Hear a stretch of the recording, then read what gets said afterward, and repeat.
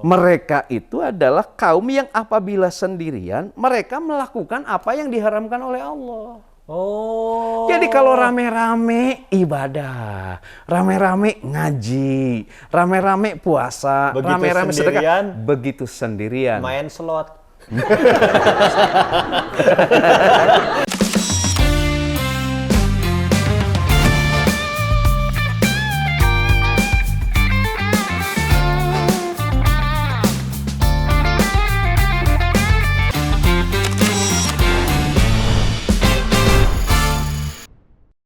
Assalamualaikum warahmatullahi wabarakatuh. Waalaikumsalam warahmatullahi wabarakatuh. Selamat datang dan selamat bergabung bersama saya Bren Saya Ang di Ridwan. program kesayangan kita semua. Apalagi kalau bukan Kulkas. Kuliah ringkas, satu-satunya kuliah yang gak bikin boring, gak usah ngontrak SKS dan bayar UKT. Namun meskipun ringkas, insya Allah berkelas dan berkualitas. Karena Kulkas Ngademin topik-topik panas bukan pakai nafsu tapi pakai ilmu dengan bimbingan. Wahyu Kulkas, seru kajiannya, Seri sajiannya. Kulkas Ngadem yuk. Meeting room Fakultas Dakwah dan Komunikasi. Rumah kita sendiri. Rumah kita sendiri. Terima kasih pada Pak Dekan dan jajaran dekanat yang sudah mengizinkan Oke, meeting siap. room ini kita pakai syuting Kulkas. Oke, siap. Makasih Prof. Enjang dan reng-rengan dekan yang lainnya. Oke, Pak Jaang, tema Kulkas kali ini nampaknya seperti pantun. Ngomong-ngomong soal pantun, saya ada pantun memikat, Pak Haji, kayak tema Kulkas kali ini. Boleh. Pak.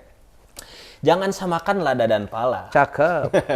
Berbeda rupa, tepadan rasa. Cakep pisan. Rela saya menginjak bara. Oke. Demi syuting Kulkas diinspira. Yoi.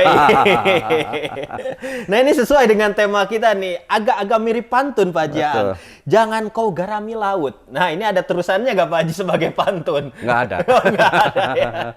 Oke, catatan apa yang Pak Jaang punya terkait jangan garami laut ini, Pak Haji? Oke, kuliah itu nggak boleh lepas dari catatan. Pasti ada catatannya. Oke. Dan ini catatan Pak Jaang sangat banyak sekali, Sobat Ngadem. Silakan. Oke, Bang Bren dan Sobat Ngadem semua. Garam telah kita sepakati bersama adalah sebuah benda yang dalam takaran atau dosis yang tepat memiliki manfaat yang luar biasa. Tuh. Garam adalah penyedap rasa diantaranya yang disukai oleh para ahlul haq. Ahlul hak teh, Ahli barang hakan. kirain ahli yang benar hak tuh. Ya, ahlul hak, ahli barang hakan. Ya, Ahli emang iya lelep. sih benar-benar. Seorang orang Sunda ahli leleb atau para pencinta kuliner. Iya, benar. Sebut saja, Mang, kalau sayur kurang garam. Woi. Itu rasa dari sayur itu persis seperti senyum istri di tanggal tua. Hambar. Ambar, Pak Haji. Ngomong kita mau duit meliar, aduh. Seperti asam sulfat dan asam polat. Tapi jangan diteruskan. Tapi kita ini aneh, Mang. Contoh di Indonesia nih.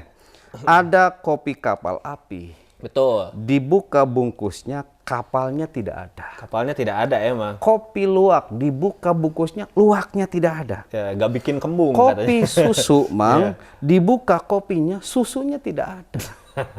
Susu beruang, Iya. dibuka kalengnya, beruangnya tidak ada. Satu lagi, sarung gajah duduk. Pas dibuka sarungnya, gajahnya tidak ada, Mang. Yang ada belalainya. Lagi-lagi ini. Satu lagi contoh. Iya, iya. Di kita aneh, gudang garam. Gudang garam. Disebut gudang garam isinya apa? Rokok. Iya. Aneh kan? Iya. Tapi saya di luar tadi lihat ibu-ibu sama bapak-bapak ngerokok, berantem. Kenapa Pak Pas Haji? ngerokok berantem. Pas saya lihat rokoknya gudang geram. Itu mah geram atau Pak Haji. Rokok gudang garam itu kata Dado, rasanya semanis tanggal muda dan seriang gadis remaja. Woi. Makanya Dado ngerokoknya gudang garam.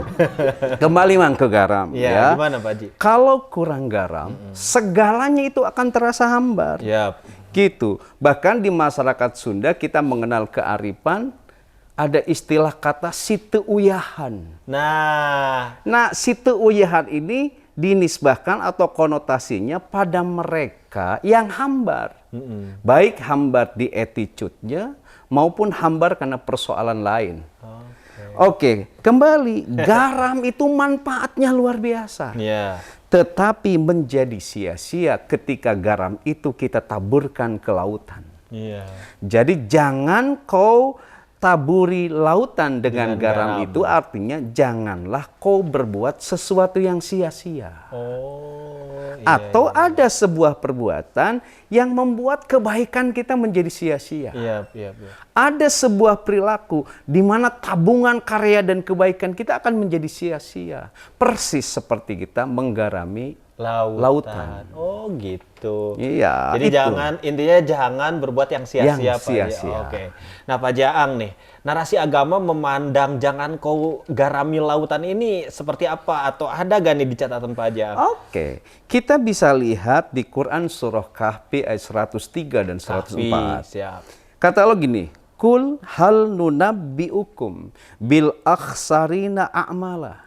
Kata Allah, katakanlah, apakah akan kami beritahu kepadamu tentang orang-orang yang paling merugi perbuatannya? Betul. Siapakah orang yang paling rugi perbuatannya? Kata Allah, alladzina dhalla sa'yuhum fil hayatid dunya. Yakni mereka yang telah berbuat sia-sia ketika hidup di dunia.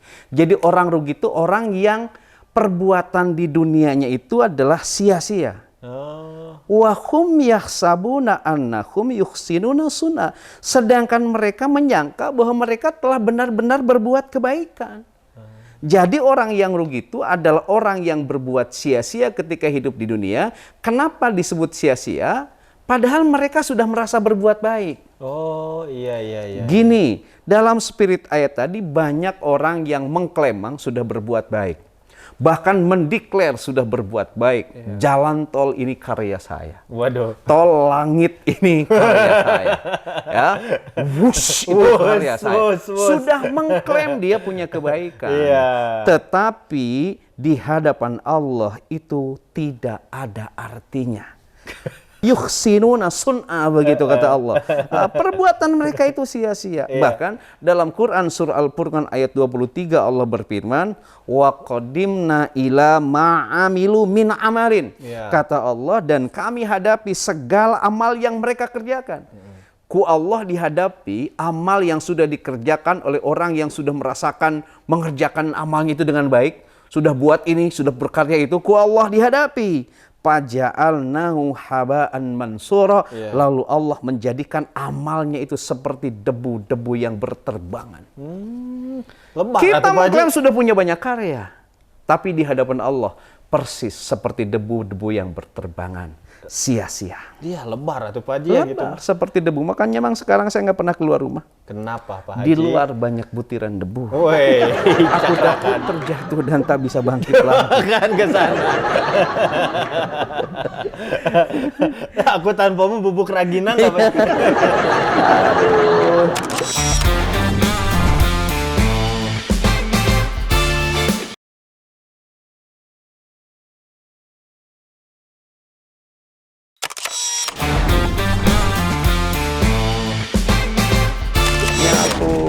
Kenangan itu seperti sulitnya kita nyapu debu di rumah kita, Jadi nggak pernah hilang-hilang, ya. Jadi begini, banyak orang yang mendeklar telah berbuat baik, tapi kebaikannya yang ia kerjakan itu seperti menggarami lautan, sia-sia. Pak Jaang, lantas apa saja nih yang menyebabkan amal baik kita itu sia-sia, Pak Haji? Nah ini hati-hati kan, kita capek-capek beramal, berkarya, taunya sia-sia di hadapan Allah. Kan itu rugi, Pak Haji. Betul. Orang sudah bilang apa? Capek gawe, teka pakai. Nah itu gimana, Pak Haji? Ada salah satu riwayat dari Sauban. Rasulullah SAW bersabda begini, kata Rasul, sungguh aku telah mengetahui bahwa ada suatu kaum dari umatku yang datang pada hari kiamat membawa amal kebaikannya sebesar gunung Tihamah berwarna putih. Ada umat Islam datang pada hari kiamat menghadap Allah membawa amal kebaikannya segede gunung Tihamah yang berwarna putih. Saya yakin kalau gunung gede ya, nggak ada gunung yang kecil. Gunung itu semuanya gede. Nah, tetapi Allah menjadikan amal yang besarnya melebihi gunung Tihamah itu habaan mansura, sia-sia dan tidak ada apa namanya ya, penghargaan sedikit pun dari Allah. Lain lebarnya nggak segede gunung gitu nggak ada. Iya, lalu Sauban berkata, ya Rasulullah, sibhum lana, sebutkanlah ciri-ciri mereka kepada kami. Jalihim lana, kemudian jelaskan siapa mereka itu kepada kami. Allah nakuna minhum wa nahnu la na'lam. Supaya apa? Kami tidak menjadi seperti mereka sementara kami tidak mengetahuinya. Kaget kan Sauban itu. Ya Rasulullah, sebutkan kepada kami, jelaskan kepada kami siapa orang yang membawa amal pada hari kiamat sebesar gunung Tihamah itu, tapi sama Allah itu dianggap sia-sia seperti debu-debu yang berterbangan itu. Siapa aja ya Tete? Kata Rasulullah itu, qala ama innahum ikhwanukum. Mereka itu adalah saudara kamu. Kata Rasulullah, wa min jildatikum. Mereka itu dari circle kamu, dari komunitas kamu, dari geng kamu. Wa yakhuduna minal lail kama takhudun. Kalau kamu sholat malam, dia pun sholat malam.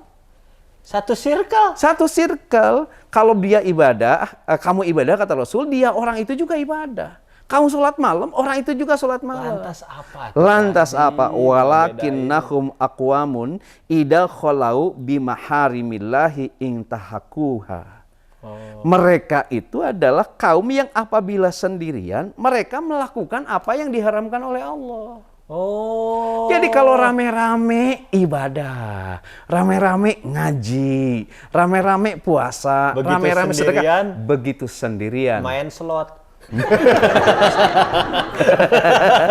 Oh gitu Pak Haji, begitu sendirian gimana? Siapa yang main slot?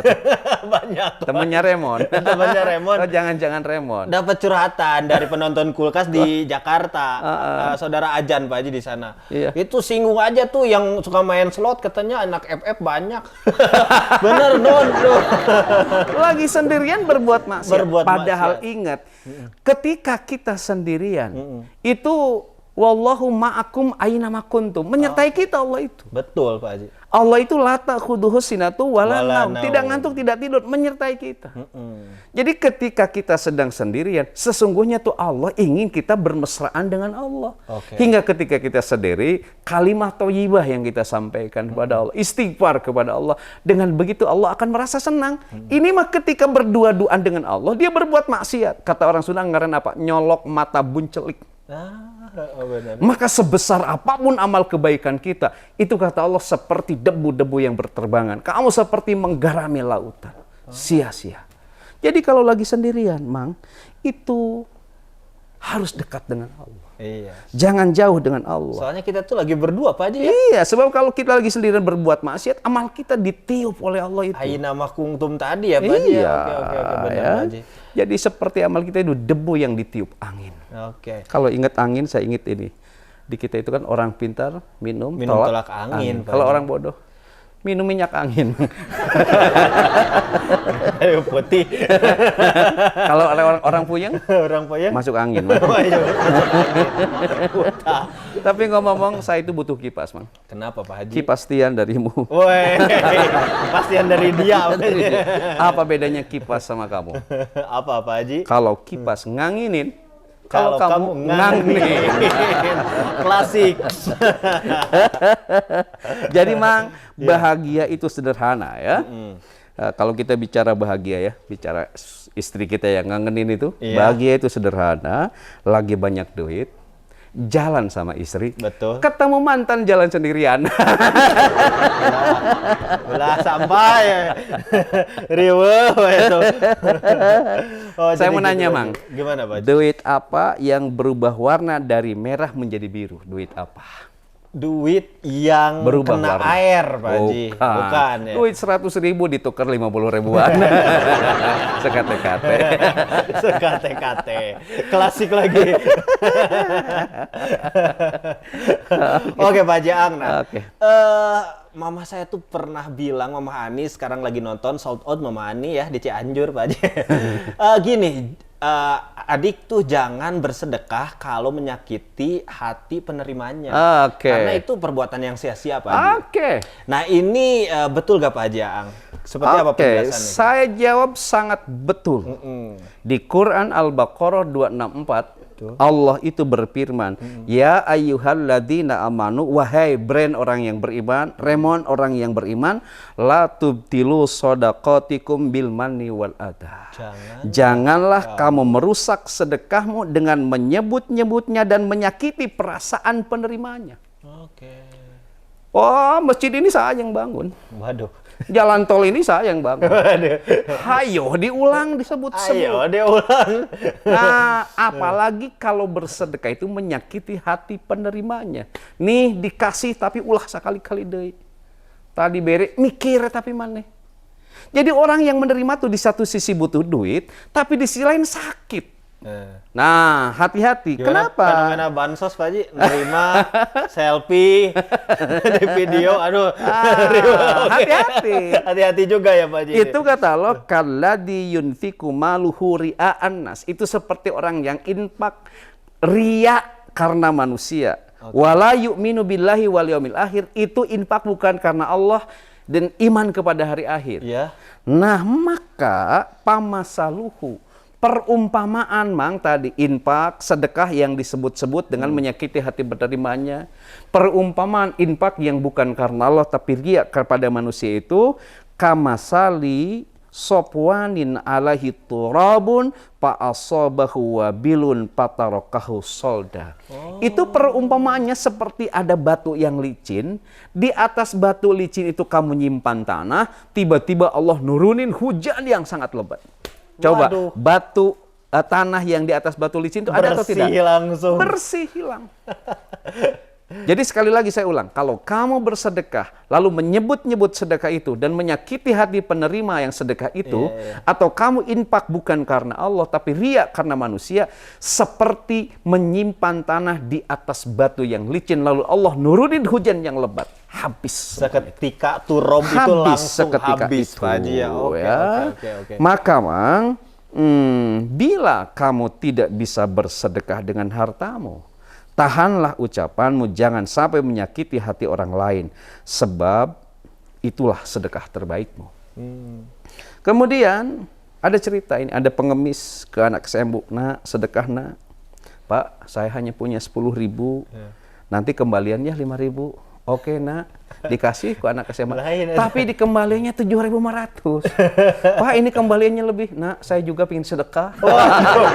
Keren itu Pak. Keren itu. Gak kayak yang viral. Wah, kasihan.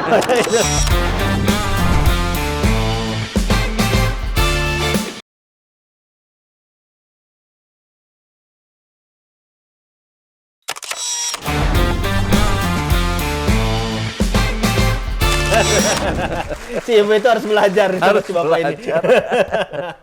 Jadi memang gini, kalau sudah gajian, jangan lupa orang tua, sedekah dan hutang. Sedekah dan hutang. Begini, harta yang kita makan ujungnya jadi kotoran. Ya. Kalau kita punya harta diwariskan, ujungnya jadi pertengkaran. Banyak yang bertengkar karena waris. Tapi kalau harta yang kita infakkan dan sedekahkan, itu akan menjadi teman terbaik kita di alam kematian. Dengan catatan sedekahnya jangan disebut-sebut. Dengan catatan penerima sedekah hatinya jangan kita sakiti. Jadi kalau amang bersedekah disebut-sebut dan menyakiti hati penerimanya, sia-sia, seperti menggarami lautan. Oke Pak Haji Aang, ternyata lumayan juga nih ya, cukup menarik. Nah, agak banyak nih Pak Haji kayaknya amal yang sia-sia. Ada lagi gak Pak Haji nih amal yang sudah kita kerjakan tapi ternyata sia-sia, seperti menggarami lautan. Di zaman Nabi ada cerita sahabat yang soleh seperti saya. Waduh. Amin. Amin. Ya. Amin. Ya. Amin. Dan ada sahabat yang tidak soleh seperti Remon. Hai soleh kalau Remon. Soleh kalau Remon, Pak Haji. Memang si sahabat yang merasa diri soleh itu, kemudian dia bersumpah, wallahi la yaghfirullahu li fulan. Ya. Demi Allah, kata yang merasa soleh, orang yang berdosa itu tidak akan diampuni oleh Allah. Oke. Dia merasa soleh, lihat saudaranya tidak soleh, dia bersumpah, wallahi, demi Allah, Allah tidak akan mengampuni dosa orang itu. Oh, udah menjudge. Wa annallaha ta'ala, padahal Allah ta'ala berfirman, man dalladhi yata'alla alayya alla aghfiru li fulan. Begini kata Rasulullah, Allah berfirman, siapa yang bersumpah dengan kesombongannya atas namaku bahwa aku tidak akan mengampuni dosa orang itu, katakan fa inni qad ghafartu li fulan. Sungguh aku ini akan mengampuni orang itu. Kata Allah, barang siapa yang bersumpah dengan kesombongannya mengatasnamakan aku bahwa orang yang berdosa itu tidak akan diampuni. Ketahuilah, kata Allah, aku akan mengampuni orang yang berdosa itu. Dan di lanjutan hadisnya saya catat, Mang, wa ahbattu amalaka, dan Allah memutus amal perbuatan orang itu. Waduh, lebar ya Pak Haji. Lebar, brand merasa soleh. Lalu ngejudge ke orang yang salah itu tidak akan diampuni oleh Allah. Padahal hak mengampuni dan tidak bukan hak kita, kan hak Allah. Hak Allah. Di kita sekarang sok loba panitia surga dan neraka. Nah itu masalahnya Pak Haji. Nah, Siga panitia korban wae surga. Ini bahaya. Ini bahaya. Bahayanya kita sombong seolah kita tahu dia tidak akan diampuni Allah, pada itu wilayah Allah. Bahaya yang kedua, amal kebaikan kita diputus oleh Allah. Kan kebaikan kita menjadi sia-sia. Sia-sia. Mang, saya punya quote yang dicatat oleh saya sendiri. Oh, ada quote ini mah. Didengerin. Karya Pak Haji Aang. Ya, Oke. segemuk-gemuknya manusia pasti ada tulangnya. Ya. Benar gak? Sekurus-kurusnya manusia pasti ada dagingnya. Tuh. Sebaik-baiknya manusia pasti ada buruknya. Dan seburuk-buruknya manusia pasti ada baiknya. Maka mencari hal baik dari buruknya orang lain itu adalah akhlak mulia. Betul. Dan mencari hal buruk dari baiknya diri sendiri itu adalah akhlak yang paling mulia. Sementara mencari hal buruk pada baiknya orang lain dan mencari hal baik pada buruknya diri sendiri itu adalah hal yang sia-sia. Kayak puisi diksi Pak Haji, keren. Kang Maman. Kang Maman. Assalamualaikum Kang Maman, saya berguru ke Kang Maman. Ya? Jangan mencari hal baik dari diri sendiri dan hal buruk dari orang lain. Cari hal buruk dari diri sendiri dan cari hal baik dari orang lain. Kenapa? Supaya tidak menghantarkan kita merasa diri paling suci. Dan ingat, pada Quran surah An-Najm ayat 32 Allah berfirman, "Fala tuzakku anfusakum huwa a'lamu bimanittaqo." Janganlah kalian merasa paling suci, sebab Allah yang Maha tahu siapa yang paling bertakwa di antara kalian. Nggak boleh merasa paling soleh lalu ngejudge orang lain, salah. Dalam redaksi yang sama, hadis riwayat Muslim nomor 2142, Rasul bersabda, "La tuzakku anfusakum." Janganlah kalian merasa diri paling suci. Kenapa? Allahu a'lamu bi ahlil birri minkum. Sebab Allah yang Maha tahu siapa yang ahli kebaikan di antara kita. Nggak boleh. Mang, begini, ustadz yang alim masuk surga baru cita-cita. Baru cita-cita itu juga. Koboi dangdut nusok mabok masuk neraka baru sangkaan. Betul. Jangan-jangan kebalikannya. Jangan-jangan kebalikannya. Dalam Quran surah Al-Ahzab ayat 17 Allah berfirman, "Kul man dalladzi ya'simukum minallah in arada bikum su'an au arada bikum rahmatan." Tidak ada yang bisa menghalangi Allah untuk menghendaki keburukan pada seseorang dan rahmat pada seseorang. Jadi hal yang bisa membuat kita sia-sia itu ketika kita mengklaim diri kita paling suci dan ngejudge orang lain sebagai yang salah. Siap gitu. Pak Haji. Nah ini Pak Haji Aang lumayan nih bertabur dalil Al-Quran dan hadis ya untuk episode Kulkas kali ini. Mohon maaf kalau saya salah baca dalilnya ya. Nanti dikoreksi di kolom koreksi. Dan itu seru Pak Haji Aang, seru menurut saya ya. Dan kalau gitu Pak Haji, ada gak hal serupa dari sahabat yang Pak Haji Aang tadi sebutkan gitu terkait ya ini amal yang sia-sia ini nih, cukup seru nih Pak Haji. Memang sudah sangat populer ya. Dalam banyak literatur dijelaskan. Sebut saja Utsman bin Affan. Utsman bin Affan itu mengintrodusir ada 10 hal yang sia-sia, kata Utsman. Apa? Satu, alimun la yus'alu anhu alimun. Orang alim yang tidak ditanya mengenai ilmunya. Ada orang alim punya ilmu, kita tidak bertanya pada dia, malah bertanyanya pada dukun. Itu sia-sia. Lagi ke paranormal, Pak. Roy Kosi. Itu seperti hukum di Indonesia wajahnya. Iya. Tajam ke bawah, tumbul ke atas. Ulah, itu mau di-shaming nanti. Kusirian Pak Haji disensor. Yan luluskannya ya. Jadi orang alim itu kan think tank, tangki berpikir. Iya, iya. Dia tuh kita seharusnya bertanya. Karena orang alim itu pasti ahli ilmu, ahli dikir. Kan kita disuruh pas'alu ahla dikri in kuntum la ta'lamun. Kita harus bertanya. Kita bertanya bukan ke ahli dikir, bukan ke ahli ilmu, tapi bertanya pada yang lain. Itu sia-sia. Iya. Yang kedua kata Utsman, yang sia-sia itu wa ilmun la ya'malu bihi. Ilmu yang tidak dimanfaatkan. Tidak dimanfaatkan. Ya. Memang begini, seluruh rumpun ilmu gitu, ujungnya itu membawa kita taqarrub kepada Allah. Jika ada yang bertanya, mana ukuran ilmu tidak bermanfaat? Ilmu yang tidak bermanfaat itu ilmu yang tidak membimbing kita taqarrub kepada Allah. Oh. Coba gini, ujung ilmu geografi itu membawa kita taqarrub kepada Allah. Ujung ilmu astronomi membawa kita taqarrub kepada Allah. Ujung ilmu geodesi membawa kita taqarrub kepada Allah. Apalagi ujung dari ilmu agama. Maka bila ditanya mana ukuran ilmu yang tidak bermanfaat adalah ilmu yang tidak membawa kita taqarrub kepada Allah. Sia-sia. Wah, itu tuh. Apakah ilmu teknik seperti gini juga ada hubungannya enggak dengan taqarrub kepada Allah? Pasti. Ujungnya Pak Haji, adalah membuat kita ingat kepada Allah. Ya, ini hati-hati. Hati-hati. Fakultas dakwah belajar filsafat jadi ateis. Insya Allah enggak Pak Haji ya fakultas Enggak. dakwah. Tapi sekarang di Indonesia muncul ateis. Ateis. Para pengikut si ate. Yang komik. Itu mah komik. Komik ya. Yang ketiga kita percepat, Mang. Oke. Yang sia-sia kata Utsman bin Affan wa ra'yun shawabun la yukbalu. Pendapat benar namun ditolak. Ada pendapat yang benar tapi ditolak, itu kan sia-sia. Yap. Ada orang yang pintar ditolak, itu sia-sia. Iya. Ingat al-haqqu mir rabbika. Kebenaran itu datangnya dari Allah, nggak boleh ditolak. Maka kalau ada orang menolak kebenaran, itu sia-sia. Yang keempat, wasilahun la yusta'malu. Hal yang sia-sia itu punya senjata tapi tidak digunakan, kata Utsman. Senjata. Punya senjata tapi tidak digunakan, kan sia-sia. Oh. Gitu. Kan nenek moyangku seorang pelaut. Seorang pelaut. Punya senjata di bawah perut. Kadang memanjang, kadang mengerut. Bukan itu maksudnya Pak Haji. Mungkin kalau dianalogikan untuk Sebetulnya saya nyindir pada Raymond yang senjatanya tidak digunakan. Sia-sia itu. dianalogikan konteks kekinian Pak Haji, kekuasaan mungkin ya Bisa Pak Haji. jadi, Ya, bisa itu kan, dianalogkan apa namanya senjata juga Pak Haji. Iya. Ya. Kemudian berikutnya yang kelima, kata Utsman, hal yang sia-sia itu wa masjidun la yusolli fihi. Ada masjid megah banyak tapi kita nggak sholat di dalamnya. Oh. Sia-sia hidup kita kalau banyak masjid tapi kita tidak sholat di masjid. Untung Aljabar mah pinuh Pak Haji. Insya Allah. Insya Allah. Pak Jaang, 5 hal serupa menurut Utsman bin Affan yang ya amal tapi sia-sia ini apa lagi? Ada yang keenamnya wa mushafun la yuqra'u fihi. Mushaf Al-Quran ada tapi tidak dibaca. Mushaf Al-Quran ada di rumah kita, ada di masjid, ada di handphone kita tapi tidak dibaca. Itu sia-sia. Aduh. Berikutnya wa malun la yunfaqu minhu. Harta yang tidak diinfakkan. Tidak diinfakkan. Itu sia-sia. Makanya kalau harta diinfakkan, setelah harta itu nanti akan jadi tahta.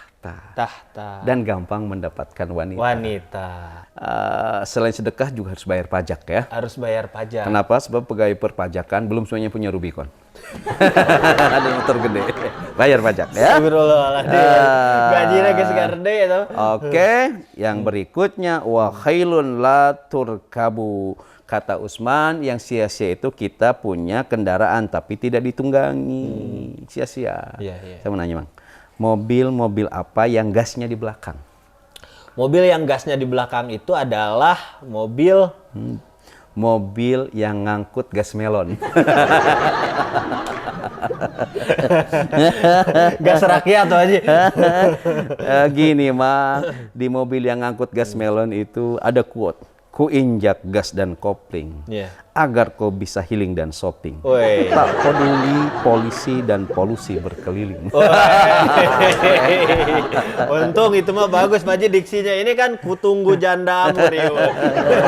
Yang kesembilan, yang sia-sia itu ilmu juhud di hati orang yang cinta dunia itu sia-sia. Kemudian umur yang panjang yang tidak dimanfaatkan untuk berbekal menuju akhirat itu sia-sia. Itu ada ya ilmu juhud tapi cinta dunia. Cinta dunia. Itu sia-sia. Ngapain belajar ilmu juhud ya kalau gitu.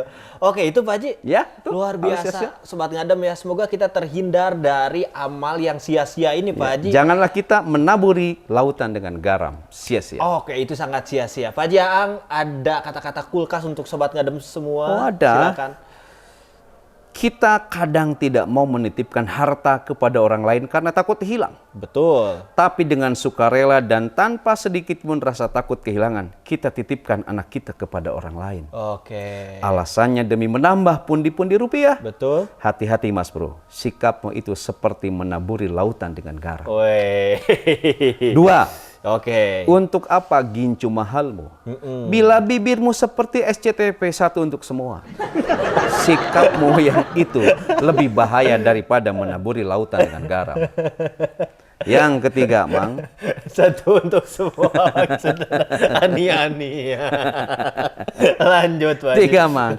Meski yang berjuang kerap kali kalah dengan yang beruang. Yap. Namun uang yang kau pakai untuk menghalalkan segala cara dan menapikan arti berjuang ibarat garam yang kau taburi ke lautan. Woi. Yang keempat, dunia semakin maya. Oke. Hingga smartphone-mu terkoneksi dengan segala aplikasi daring. Dari mulai belanja, transportasi, bahkan delivery. Namun ketika hatimu tidak terkoneksi dengan derita orang tuamu dan family, itu seperti kau taburi lautan dengan garam. Oke. Satu lagi, Mang. Janganlah kau sakiti hati dengan mencuri rezeki orang-orang yang hanya mencari muatan bukan jabatan. Hingga hatinya patah seperti ditinggal mantan. Sebab sebanyak apapun hartamu itu akan seperti garam yang kau taburkan ke lautan. Woi. Karunya Mang supir gitu. Siap, keren. Luar biasa Pak Haji. Oh, jadi itu Pak Haji. Ada lagi? Oh, cukup lah, udah panjang. Oke, siap. Itu udah sholawatan juga Pak Haji ya. Ya, kita sholat. Sebelum ditutup, Sobat Ngadem semua, saya ingin berterima kasih untuk support system dari equipment syuting kali ini. Untuk foto booth Cianjur Pak Haji. Oke. Bagi Anda semua yang ada event, diserukan eventnya sama foto booth Cianjur, silahkan langsung hubungi saja nomor di bawah ini. Oke. Jawaban atas pertanyaan ini? Jangan dianggap yang paling benar. Tanya lagi pada narasumber yang lain. Sebab di kita gudangnya ilmuwan yang cerdas. Jangan lupa juga like, komen, dan subscribe di Ang Ridwan Official. Dan jangan lupa juga saksikan terus Kulkas di Inspira TV. TV inspiratif dan positif. Saya Brand Cianjur undur diri. Saya Ang Ridwan undur diri. Tetap di program kesayangan kita semua. Apalagi kalau bukan Kulkas. Kuliah ringkas, satu-satunya kuliah yang gak bikin boring. Gak usah ngontrak SKS dan bayar UKT. Namun meskipun ringkas, insya Allah berkelas dan berkualitas. Karena Kulkas, Ngademin topik-topik panas bukan pakai nafsu tapi pakai ilmu dengan bimbingan Wahyu. Wahyu. Kulkas seru kajiannya, Seri sajiannya. sajiannya. Kulkas, Ngadem yuk. Assalamualaikum warahmatullahi wabarakatuh. Waalaikumsalam warahmatullahi wabarakatuh.